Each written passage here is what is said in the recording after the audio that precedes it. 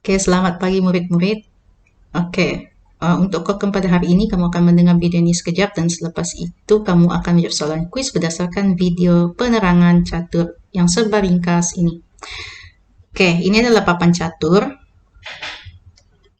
Papan catur ini bersaiz 8 kali 8, di mana 8 petak melintang dan 8 petak menegak. Dan setiap papan catur mempunyai 64 petak, yaitu sama dengan 8 kali 8 lah. Oke? Di mana semua buah-buah catur akan bergerak di seluruh kawasan 64 petak ini bagi memenangi perlawanan catur. Oke. Papan catur ini terdiri daripada dua petak yang berlainan warna. Petak berwarna putih dan petak berwarna hitam. Begitu juga dengan buah catur. Buah catur ada yang berwarna hitam dan ada yang berwarna putih ataupun yang lebih cerah lah. Petak catur zaman sekarang pun begitu juga, tidak semestinya hitam putih, cuma cerah ataupun gelap. Tapi untuk penerangan video ini lebih senang, petak tadi ada dua, yaitu hitam putih untuk membezakan pihak lawan masing-masingnya. Begitu juga dengan buah catur, hitam dan putih. Oke, itu jelas kan?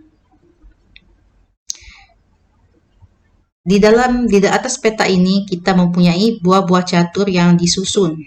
Oke, mengikut rank masing-masingnya, mengikut pangkat masing-masing. Kita ada benteng, kita ada kuda ataupun knight, kita ada bishop, kita ada raja, kita ada permaisuri, dan kita ada pawn. Jadi kita keseluruhan jenis buah catur ada 6 jenis semuanya ya, yaitu benteng, kuda ataupun knight, bishop, king, queen, dan pawn.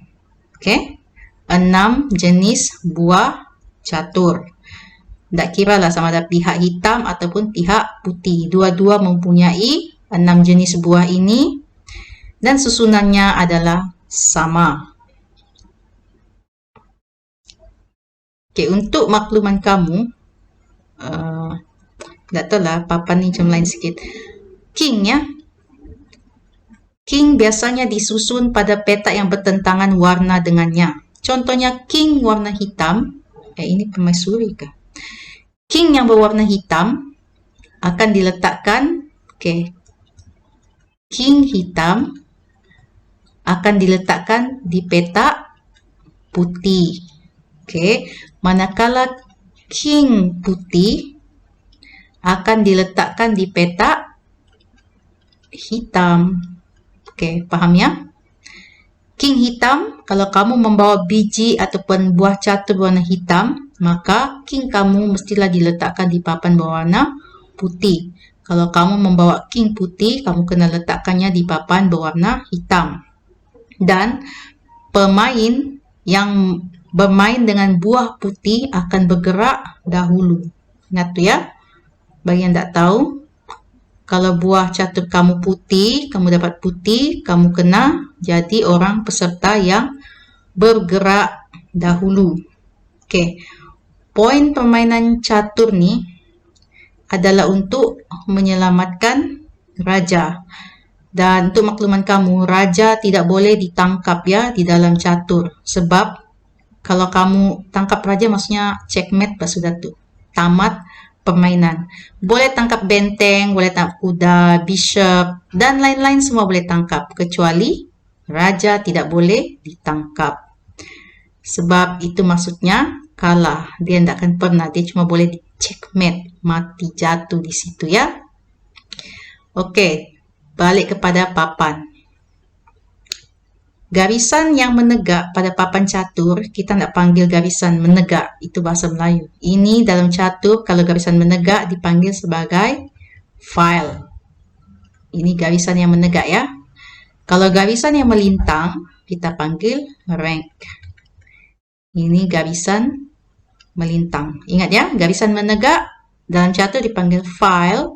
Manakala garisan melintang dipanggil sebagai rank. Dan ada lagi satu garisan, yaitu garisan condong macam ni, itu dipanggil diagonal. Oke, diagonal akan bergerak pada papan peta yang punya warna yang sama. Kalau hitam, dia akan bergerak atas peta warna hitam saja. Kalau putih, dia akan bergerak atas peta putih sahaja. Jelas ya, diagonal tu menyondong tapi bergerak atas peta yang sama warna. Manakala file dengan rank, tak kisahlah warna apa, janji file menegak dan rank melintang. Jadi di dalam catur ada 3 garisannya atau move, yaitu diagonal, file, dan rank. Oke, jelaskan? Jadi sekarang mari kita kenali buah catur. Oke, ini adalah buah-buah catur yang disebutkan tadi, tapi kali ini lebih detail. Ini adalah raja ataupun king, manakala ini adalah ratu ataupun queen. Ianya juga dikenali sebagai menteri. Kenapa menteri? Sebab buah catur queen ni atau ratu ni, dia adalah yang paling berkuasa sekali ya di atas papan catur. Dan yang paling lemah sekali sebenarnya adalah king, yang perlu dipertahankan oleh semua ini. Oke, king ni dia punya pergerakan ke mana-mana saja. Ke kiri, ke kanan, ke depan, ke belakang, diagonal boleh. Tapi satu langkah pada satu masa. Tak boleh lebih-lebih, satu kali saja. Queen pula boleh bergerak ke mana-mana. Dan tak semestinya satu langkah. Dia boleh bergerak jauh. Daripada hujung ke hujung, daripada hujung sini ke hujung sini, daripada diagonal sini ke sana. Begitu hebatnya kuasa queen ya. Ini pula adalah bishop. Bishop boleh bergerak secara diagonal saja, menyondong. Contohnya dia di peta hitam ni, dia cuma boleh bergerak di sekitar peta hitamnya sahaja secara menyondong. Oke, itu bishop. Tidak semestinya satu langkah, dia boleh bergerak seberapa langkah yang mampu. Oke, jelas ya. And then pula bahasa Inggris. Kita ada kuda ataupun knight. Kuda ni dia boleh bergerak dalam bentuk L sahaja. Sama ada L yang begini, L yang begini, L yang begini, L yang begini. Tak kisah janji pergerakannya L. Kalau dia di sini, dia akan bergerak di sini. Daripada sini, kamu akan terus lompat ke sini. Dalam bentuk L ya, kuda. Tak semestinya dia ending up di petak mana. Ingat, kuda bergerak dalam kedudukan L. Lepas tu kita ada castle ataupun rook ataupun benteng. Benteng ni dia bergerak di garisan lurus sahaja. Lurus menegak, melintang ataupun menegak.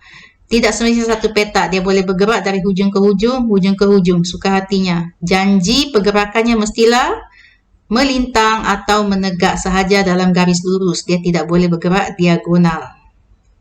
Okey, itu adalah benteng. Dan set piece yang terakhir, selalu orang panggil sebagai anak buah, adalah ini. Bidak ataupun pawn. Okey, pawn ni pergerakannya diagonal ya. Okey, tapi tidak seperti bishop. Sebab bishop boleh bergerak beberapa langkah ke depan, ke belakang. Pawn pula hanya boleh bergerak satu langkah secara diagonal. Cuma kalau permulaan kali pertama dia bergerak, dia boleh bergerak dua langkah.